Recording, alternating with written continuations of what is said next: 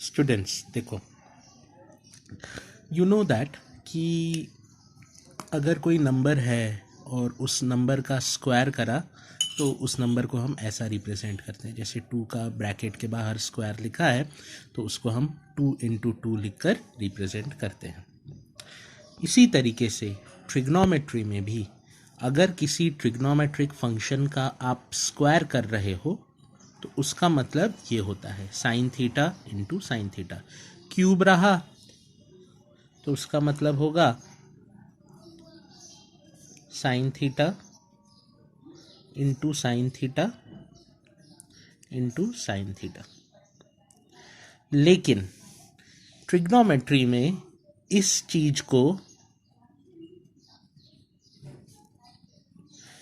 n मतलब power, कोई भी नंबर की पावर हो सकती है वहां पे, इस चीज को ऐसे रिप्रेजेंट ना करते हुए इसको ऐसे रिप्रेजेंट करा जाता है। साइन और थीटा के बीच में जो बीच की जगह है, कैविटी है, वहां पे ऊपर n को बिठा दिया जाता है।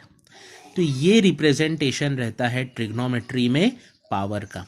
मतलब अगर आपको किसी ने ऐसा लिख कर दिया है, मतलब ट्रिग्नोमेट्री में कोई आपको कभी ऐसा लिख के नहीं देगा, वो आपको हमेशा ऐसा लिख के देगा। आपको वहां पे ये बात समझ जानी है कि इसका मतलब तो ये होता है और इसका मतलब होता है sine theta into sine theta.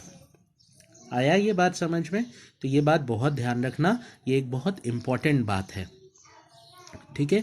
और अगर ये जो साइन और थीटा है, कल भी मैंने आपको ये बात बताया था कि दे बोथ आर इनसेपरेबल। आप साइन से थीटा को अलग नहीं कर सकते। मतलब इसका मतलब कभी भी आप ये मत समझना कि साइन इंटू थीटा, इसका ये मतलब कभी नहीं रहता है।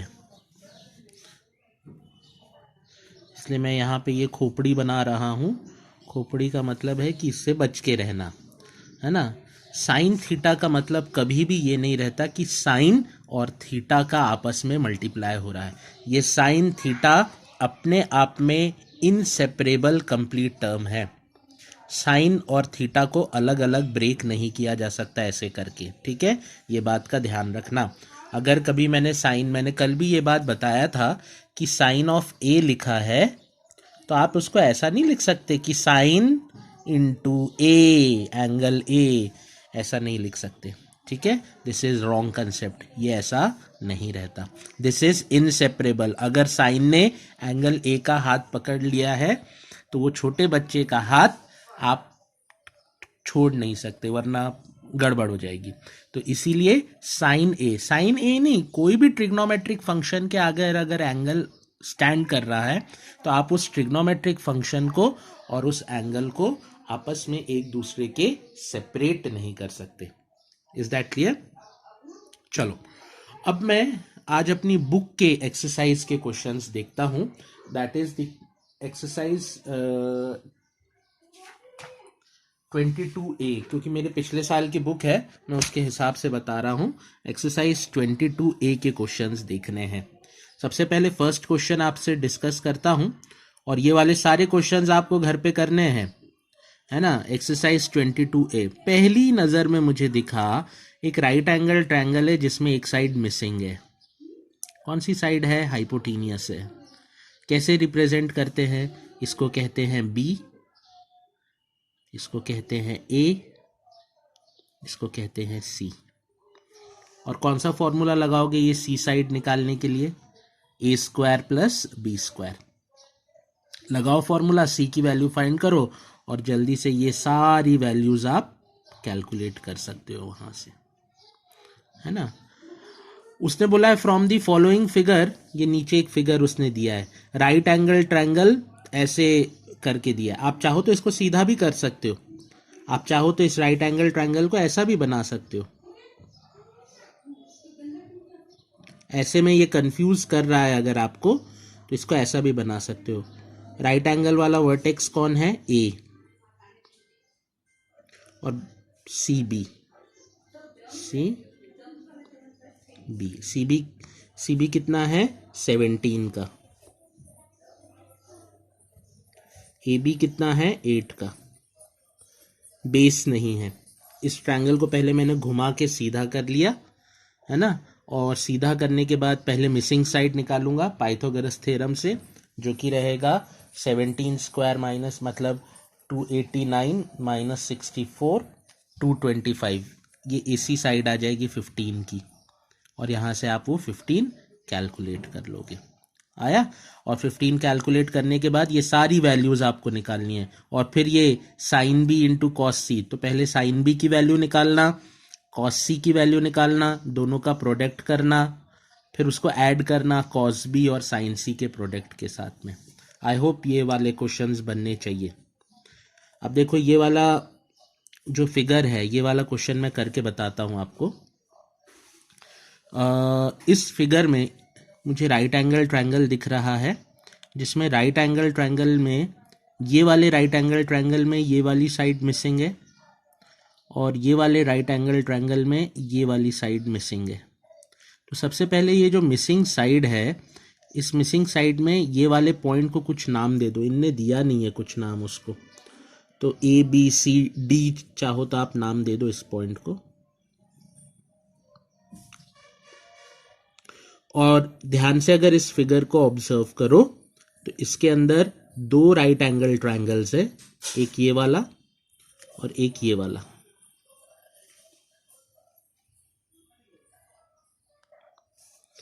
ठीक है, और दोनों ही राइट एंगल ट्रायंगल्स को आपको सॉल्व करना रहेगा, है ना।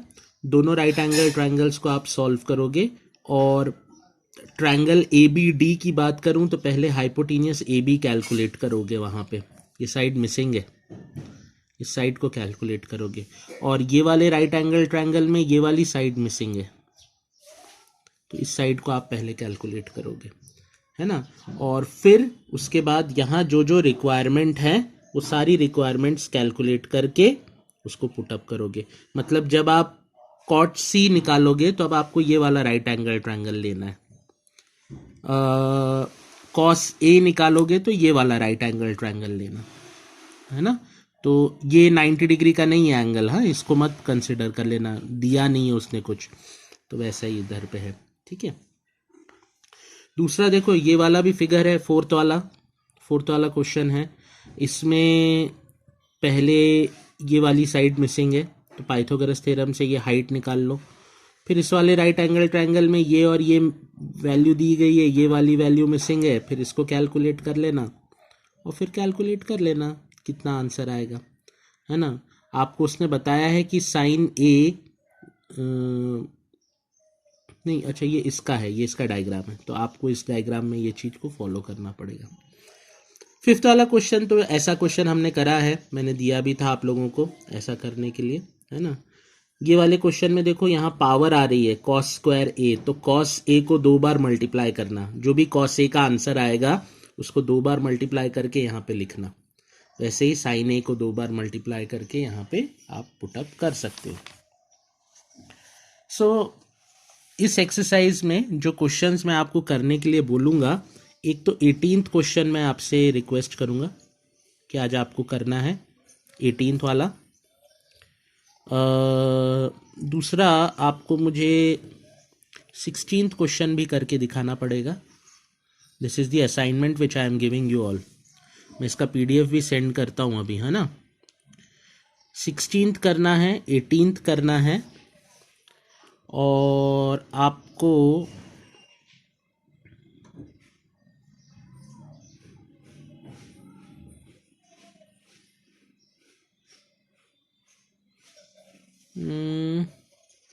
फोर्टीन्थ भी करना है। 14, 16, 18 आपको ट्राई करने हैं। इनफैक्ट ये पूरी की पूरी एक्सरसाइज ही आप ट्राई करनी है, कर सकते हैं आप लोग, आई होप, है ना। लेकिन फिर भी अगर किसी को किसी क्वेश्चन में डाउट आ रहा है इस एक्सरसाइज के, ये फर्स्ट एक्सरसाइज के किसी क्वेश्चन में डाउट आ रहा है, मैंने इसके क्वेश्चंस डिस्कस करे हैं आपके साथ में, ये cos theta is equals to 0.6 और इससे मिलते जुलते क्वेश्चंस हमने डिस्कस करे हैं। तो प्लीज़ ये क्वेश्चंस ट्राई करके देखो। आप 19th वाला क्वेश्चन भी ट्राई करके देख सकते हो आज। ठीक है, तो ये तो मैं आपको ऐसे ही असाइनमेंट के लिए दे रहा हूँ आज कि ये क्वेश्चंस आप घर पे ट्राई करो और देखो आपको आंसर्स आ रहे हैं कि नहीं, टेक्स्ट बुक के पीछे के आंसर्स से मैच करते हैं कि नहीं। इसके अलावा एक असाइनमेंट और पास ऑन करने वाला हूँ जो कि हमारे नॉर्मल गूगल टेस्ट पे बेस्ड रहेगा, है ना। तो उस असाइनमेंट को भी देखना है अपने को, ठीक है। तो apart from these questions we will be moving ahead with further questions on this exercise also, ठीक है। चलो, तो आई होप ये वाली एक्सरसाइज अभी आप लोग घर पे ट्राई करना स्टार्ट कर दोगे और इसके डाउट्स पॉपअप करके आप मेरे से पूछते जाओगे, मेरे से, गौरव से, किसी से भी पूछ सकते हो आप। तो 22A के जितने भी क्वेश्चंस हैं अब सारे बनने चाहिए, है ना। इसमें से नहीं बन रहे हैं किसी से, so at that time you need to ask मी।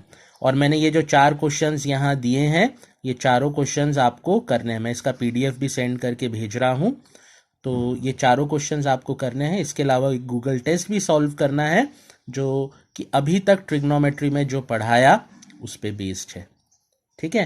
क्योंकि इसकी जब नेक्स्ट एक्सरसाइज लूँगा, कल इसकी नेक्स्ट एक्सरसाइज लूँगा आगे वाली, उसमें क्वेश्चंस थोड़े से ट्रिकी हैं, है ना। वो थोड़े से और परेशान करते हैं, लेकिन इतने भी कठिन नहीं है, आराम से कर सकते हैं उनको, ठीक है।